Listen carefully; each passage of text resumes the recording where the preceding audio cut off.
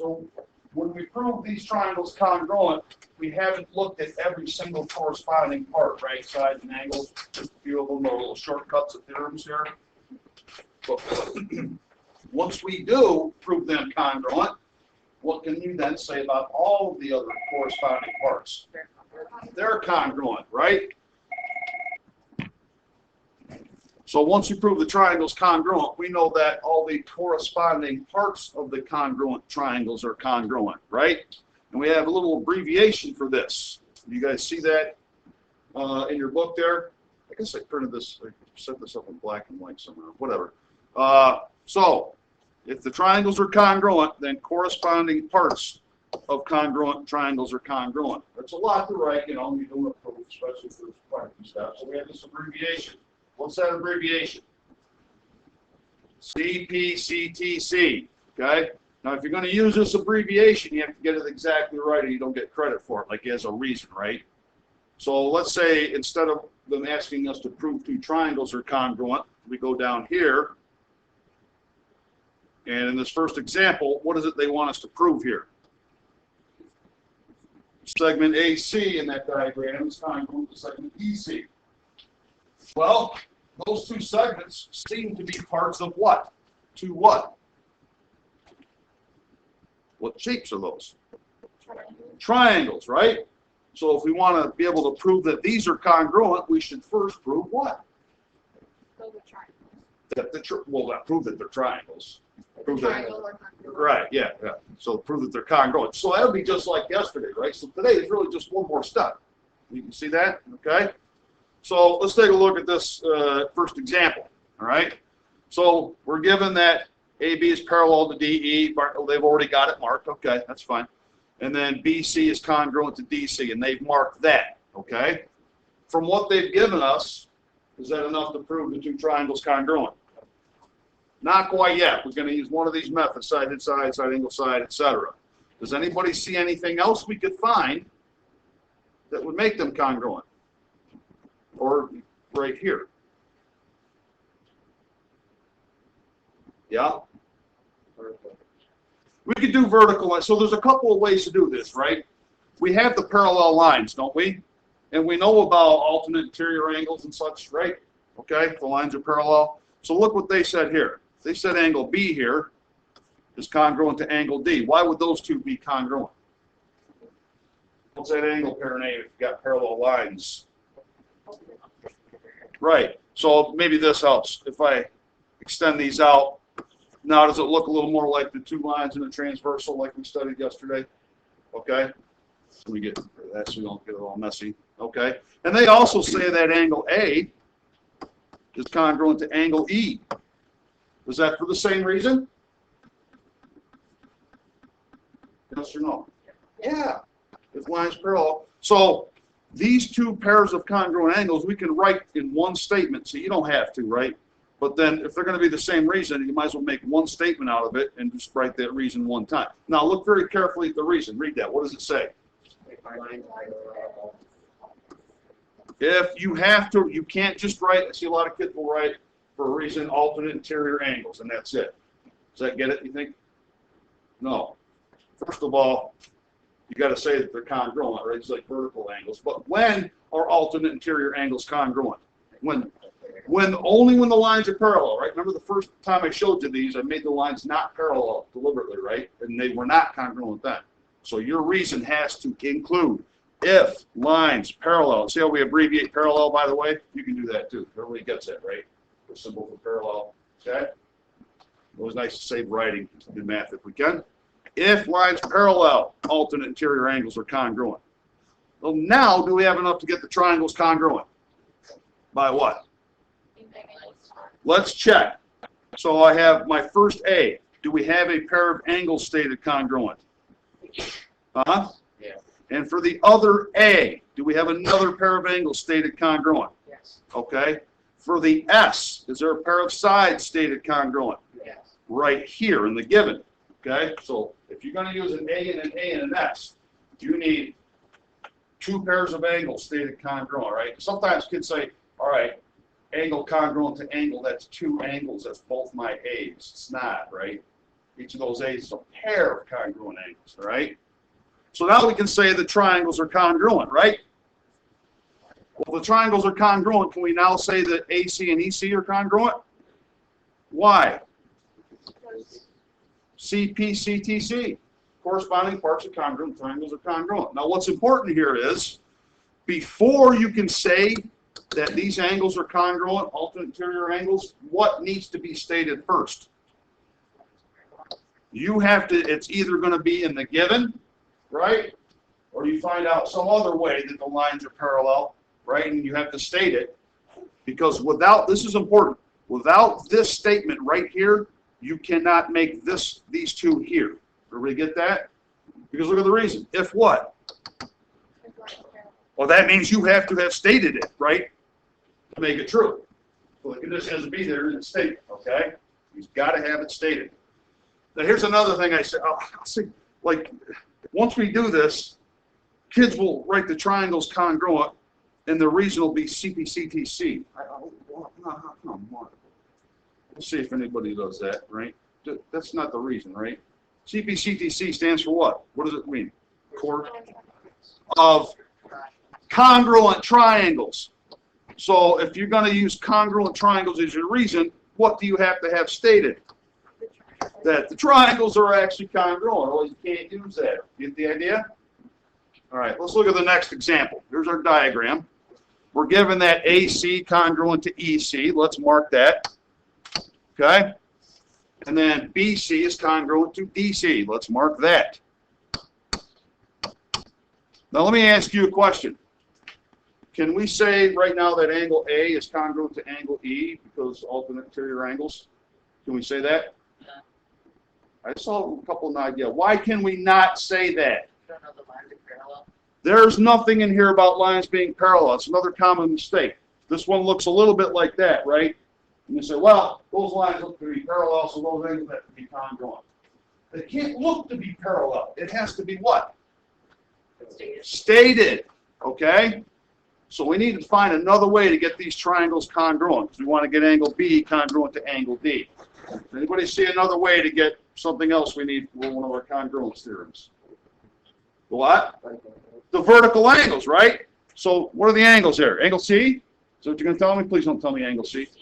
There we go. Right? So angle BCA is congruent to angle DCE, because vertical angles are what? Some people are still leaving that off there. It's got to be there. Okay? Do we now have enough to get the triangles congruent?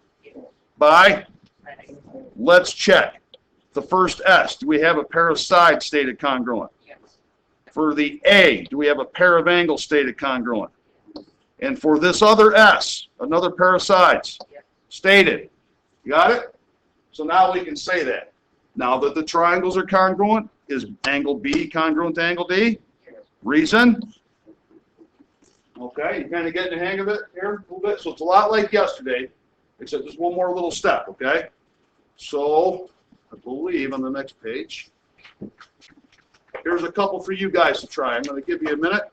Read it over. Mark your diagram. Now be careful with this first one. In the given they give you there's a segment bisector. You need to make sure you have a statement for that, okay? All right. So take a moment. Everybody like to just share their general plan here about how they're going to approach this? You really want to think about a plan before you start writing. What's your thoughts? Anybody? You scared? You afraid to be wrong? Humiliated? Remember, it's where true learning takes place, right? Doesn't it? I don't know. Is it that you don't have any idea? You just don't want to say anything? Let me walk around and see what you got. Mark what they gave us here. AD by 6. Angle DAB. What does that mean? What does that mean here that AC bisects angle DAB? Anybody tell me? Oh, and what would be the reason for that statement when we make it? Definition of angle bisector, right? I gave it to you. Divides an angle to two congruent angles. But did they state this, though? Here's the thing. Is this what I marked here stated yet? You know what that means, right? You have to make that statement, okay? And they also give us AB congruent to AD, right? Well, who can tell me what they did next? Wait a minute. Are these two angles congruent? No. They're not, right? A lot of kids will do that. Why can you not say they're congruent?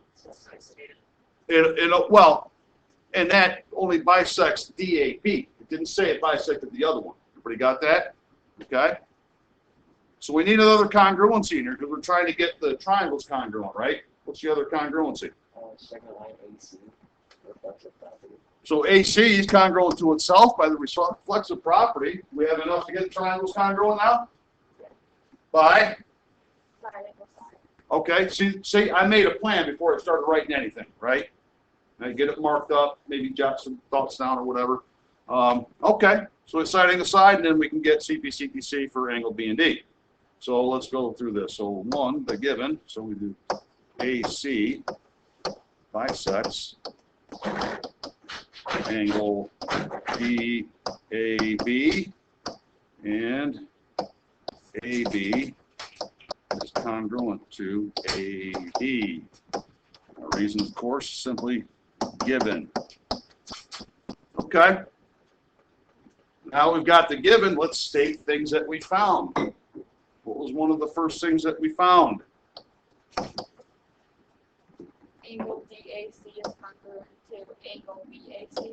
DAC congruent to angle BAC, right?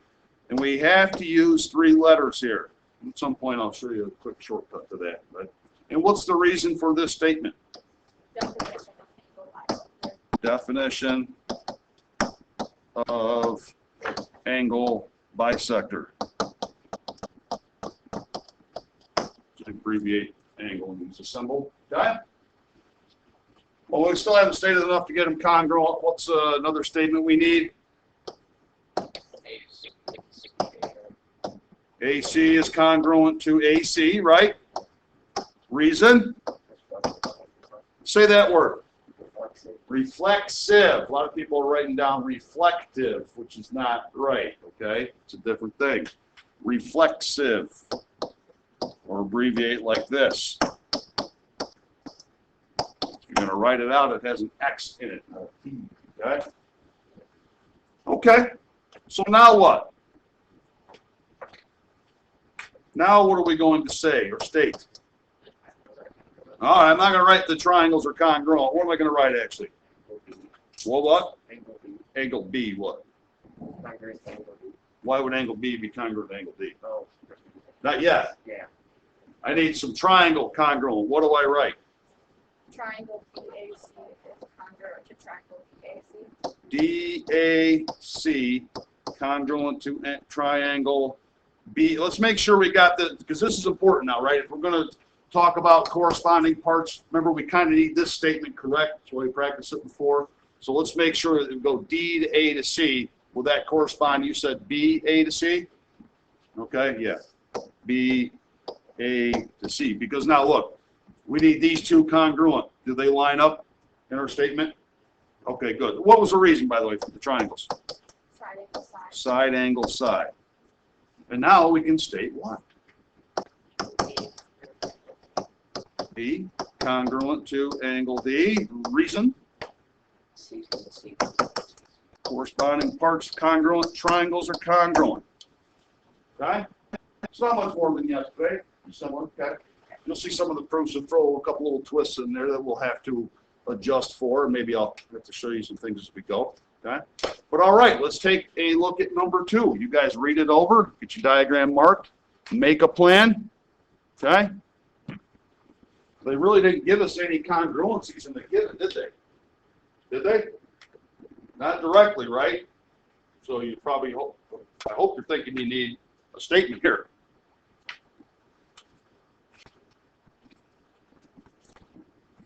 So hopefully you figured out by now, it says C is the midpoint of AE and BD. It's nice, it's not just one of them, right? So what can we mark congruent here, guys? AC, AC to CE, and what else? BC to CD. There we go. So we're trying to get those triangles congruent to get the corresponding parts, yeah. And you know, for the angle on both sides of 6 segments. Okay, what kind of angle pair is that? All right, now name those angles properly. We can't say angle C, right? What do we have to say? BCA and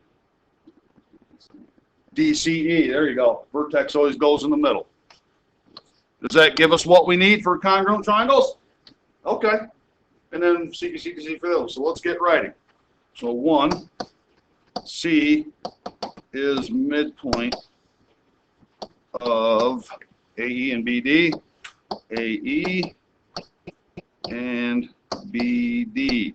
And guys, make sure you're using your symbols right above segments, so segment symbol above it, and angle in front of angles, and triangle symbols in front of what you intend the triangle to be, right? Okay? Don't be sloppy about that. So 1, that's our given. Okay.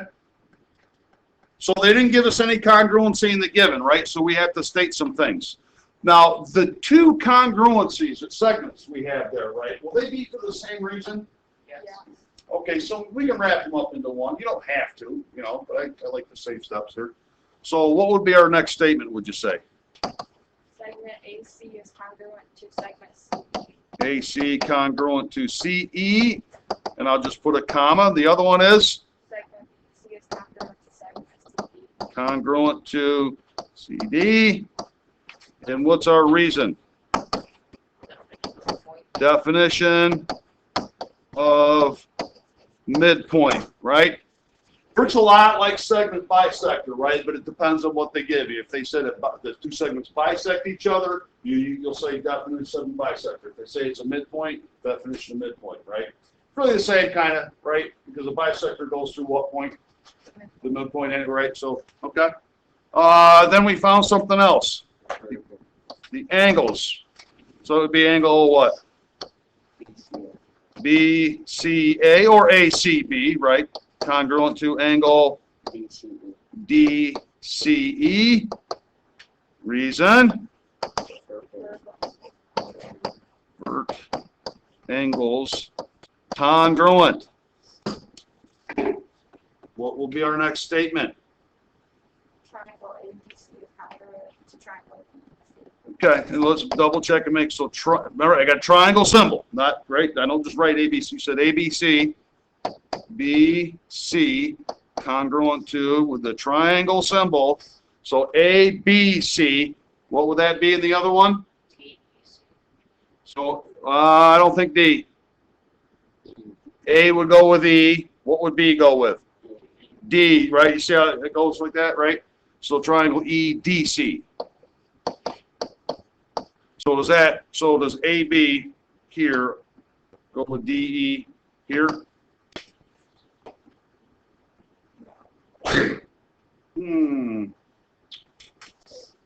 I think, you know what, I think they probably should have said ED here, right? I think that's an oversight on their part, but not a huge one, right? They're referring to the same segments, right? So we'll have to ignore their sloppiness for a moment, I guess. And what's our reason for this congruency? Side angle, side. Can we get to what we want now? Yes. Which is?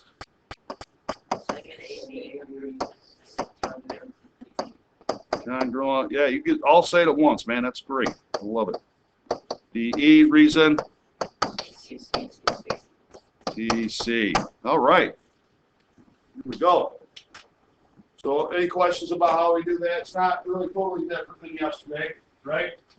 Just the addition of that extra thing there. Let's take a look at some Regents questions. Only 2 of them. The next page here. Again, there's no Regents proofs that are quite this simple, so we don't have those to look at yet. They'll be fun to get to when we get to them. It'll be a challenge, I think. So let's look at this first one. You read it, and I would definitely mark some whatever they give you in there, or you know, or certain things might be congruent, whatever they give you, right? Mark that. So let's mark what they do give us. And so as we look through all these choices, this will always be in place, and congruent to SC. What else will always be in place here? Whatever they, yeah. There you go. There you go. Vertical angles will be congruent. Okay, so now we can just start like applying these one at a time and see which one. And by the way, does anybody see a condition here? Prove they're congruent specifically by what? Right. So if one of those options down there gets them congruent, but it's side angle side, is that going to answer the question?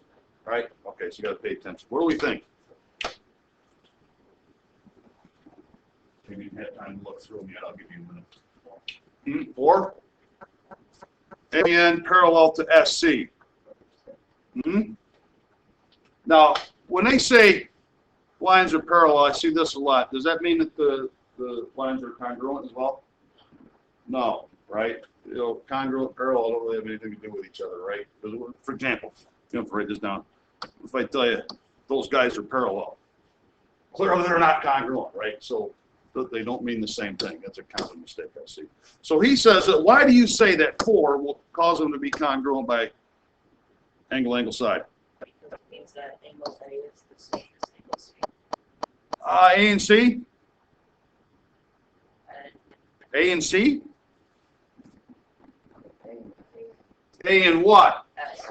Because what kind of angle pair is that? If the parallel lines are there and that's a transversal. Okay, and they're congruent. What else? Well, and wait a minute now. Does that right there give us angle side? We don't even need the other one, do we? Right? So it is 4. Let me clear that out. I want to just check some of the other conditions though. So everybody sees it's 4. Yeah. Perpendicular. Right angles, right? Let's check that one. If AS is perpendicular, right, that gives us a couple of right triangles. Would that get the triangles congruent by anything? No. Okay. How about K is the midpoint of NC? That would make these congruent. Yeah, would that get them congruent anyway? Because that's what? Angle side side. All right, can't do that. Okay. Get rid of that. What about AS and NC bisect each other? Won't that kind of put us in a similar boat? Really? Well, that would be side, right?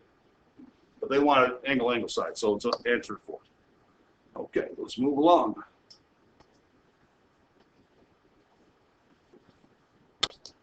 You guys notice the wording here. Sequence of rigid motion, mapping things onto mapping. You could replace all that with the word what? Instead of saying they map, those parts map to each other, those parts are congruent because it's rigid motion doing the mapping, right? So they play with the words a little bit, hoping that you know, right? So rigid motion, mapping. So I would mark those in your diagram. We got A to angle X and C onto Z, and then AC onto XZ. And what we just talked about kind of needs to know our explanation, right? Is BC congruent to YZ? Would you say? Yes. Okay. Why? Let's spitball this a little bit. CPCTC. Well, possibly, but you left out one real important part. Now, why are the triangles congruent? Angle side angle. Why are the parts congruent that you mentioned? Because rigid motions make them congruent. There we go. That, right? That's what we're getting after. So they want you to understand or demonstrate and know that the rigid motion mapping means they're congruent, right? So you might say, after a rigid motion,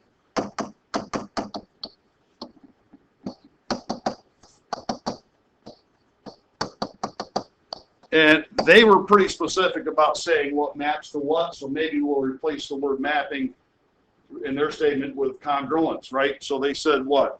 Angle A, or we're interpreting angle A congruent to angle X, right? And what else is congruent? Angle C, angle D. Congruent to angle Z and Segment AC, segment XC. to XZ, yeah. Okay. Okay, so we know they're congruent. And so what about the triangles? So triangle ABC, what? Is congruent to triangle XD, XYZ. Yeah, a little trick, right? Let me show you a trick here to figure out what goes with what. You see the angle congruent marks we put in there, right? You can use that to navigate around. That'll be real helpful later on. We get some kind of confusing diagrams. So we know that A goes with X, so triangle X will be, we'll have to go with Y, right? X, Y, Z. All right, I need one more thing here. By triangles aren't congruent by CBCBC.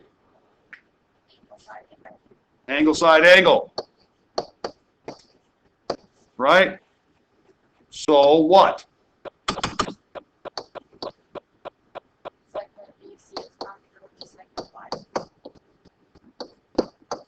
By, CBC. right? There we go. So you need all that, right? That's a question that they are testing to see if you understand the connection between rigid motion, mapping, and congruence, right? They're also testing in this one question whether you know all the congruence schemes for triangles, okay? And also that you know that corresponding parts of congruent triangles are congruent. So they can load a lot into one question, right? And it connects back to stuff we did a long time ago with the rigid motion, right? See how it all gets connected in this class, okay? All right, that was the last one, right? Okay.